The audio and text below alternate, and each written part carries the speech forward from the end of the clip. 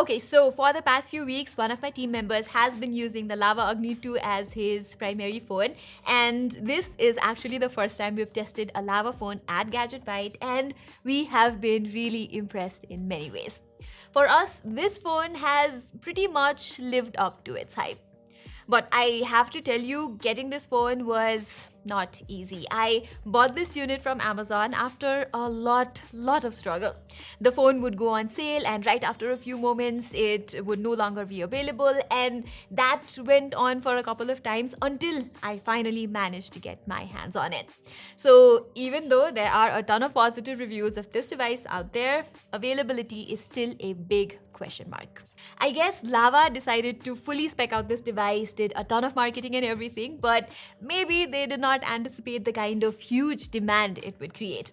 Even today, if you wish to order this device from Amazon, you simply can't. So I truly think Lava needs to sort this out ASAP. Anyway, talking about the device itself, first of all, the pricing is really good. But you have to note that 20,000 was just an introductory price for it, and its actual MRP is 22,000 right now.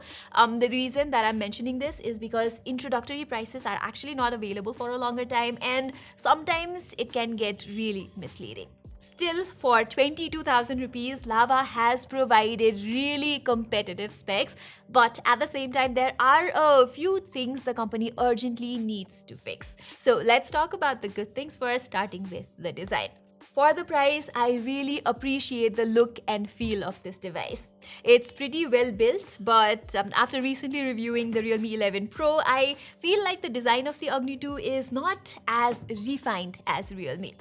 It is also slightly on the heavier side for a device that has a relatively smaller 4700 mAh battery, but it's not extremely uncomfortable to use, so getting used to it is not a problem. The glass back has not suffered any scratches up until now, and even though we have not put in a screen protector, surprisingly there are no scratches on the front too. Lava Agni 2's display quality is also quite good. It's a 10-bit AMOLED panel and it has very good touch response. I found the colors on it to be a bit too saturated and contrasty, and that's not just in the vivid profile but also on the default profile. But after using it for a good number of days, we've just gotten used to it. So if boosted colors are not a problem, this is a pretty good display to look at for general usage. It's actually very close to what the more expensive Realme 11 Pro offers. Having said that, I really wish that Lava had provided a stereo speaker setup to amp up the content experience on this phone. I mean, the single speaker here is loud and is not bad per se, but you definitely miss the stereo output. Also, there is no HDR playback support on Netflix here, and even on Prime Video, HDR content looks somewhat soft and weird. Apart from that, interacting with this display has been a pleasant experience, and one of the reasons why is because Lava has included a good haptic motor on this phone. The vibration here is strong and you can feel the phone buzzing even when you're carrying it in your bag, so that is really nice. The performance levels on the Lava Agni 2 is pretty satisfactory too. It features the same Dimensity 7050 chipset as the Realme 11 Pro, and general usage on this phone, including app opening and multitasking, is smooth enough. Sometimes there would be a little bit of stutter here and there, but that's really not a big deal as it has not happened very often. Gaming on it is not bad either. The Dimensity 7050, as we know, is not exactly a gaming chipset, but this phone certainly can handle titles like Call of Duty and PUBG quite easily. And thanks to a vapor cooling chamber, the phone can handle 30 to 40 minutes of Genshin Impact at medium graphic settings without overheating and FPS drop, so that is good too. The Agni 2 is also optimized for higher FPS gameplay in games like Injustice 2 and Mech Arena, which, by the way, even the Realme 11 Pro is not equipped for.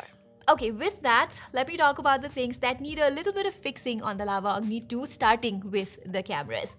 So if I have to summarize Agni 2's camera capabilities, I would not say that they are reliable and consistent. Its 50 megapixel primary sensor works well during good lighting conditions with nice colors and contrast levels, but as soon as you go out in a slightly difficult lighting, it messes up the HDR pretty badly. In portraits too, sometimes you get nice images with pleasing skin tone, while the other times the background looks extremely unnatural and exposed. Same with the selfies too. And don't even get me started with the ultra wide shots. The Lava Agni 2 produces one of the worst ultra wide angle images in the mid range price bracket. Honestly, looking at the ultra wide shots, I wish they had skipped the sensor altogether and just focused on making the primary one better. During nighttime too, sometimes the output would be nice and sharp, while at times the camera would just go haywire. This is same picture taken from the Agni 2 5 minutes apart, and you can see how one is so drastically different from the other. Also, one funny thing I noticed here is that there is no night mode in ultra wide angle images for some reason. So overall, the cameras on the Lava Agni 2 are not the most reliable, and comparing it with something like the Realme 11 Pro, you can definitely get a better output with the latter both during daytime and nighttime. Videos from it are average too. In 4K resolution, there is no stabilization at all, and the footages have a weird color science too. To solve that, you can switch to either 2K or 1080p resolution. I prefer the sharpness and steadiness in 2K videos better. Now, if you're wondering about selfie videos, well, as you can see from the samples right here on the screen, it's pretty mediocre at best. Likewise, something else that the Lava Agni 2 needs fixing is the software. Now, don't get me wrong, I found its stock Android experience with no bloatware to be quite refreshing, but there are certain aspects of its software that require an immediate fix. For instance, its auto brightness sensor just does not work well. It's either always making the display too dim or too bright. Its camera shutter also casually stops working time and again, and although it has a clean Android experience, the lack of animations in certain parts of its UI makes it really boring to use. One other thing, for some strange reason, its fingerprint sensor gets too bright while you unlock the device. It's not much of an issue during daytime, but at night it almost startles you, which is very unpleasant. So basically, it's these little things that in a lot of ways hamper the overall user experience on the Lava Agni 2. Yes, the company has promised 2 years of OS and 3 years of quarterly security updates on this phone, so I am guessing sooner or later these bugs will be resolved. But my point is, if a phone has so many things going wrong, the company should not wait around for a quarterly security update to fix it. I think a company like Lava, who wants to make its name in an extremely competitive mid-range smartphone segment, needs to be more sensitive and act quickly on this matter. Take Nothing for example. The company has been working so well to fix all the bugs and issues, and that has earned a lot of consumers' trust. Lastly, the battery life here is also not that great. On a single charge, the phone would give around 5 hours of screen on time, which is extremely average. In our experience, the major reason for that is number one, lack of better brightness management. Number two, even in the dynamic refresh rate option, it does not switch to 60 Hz while playing videos, so it's not very optimized.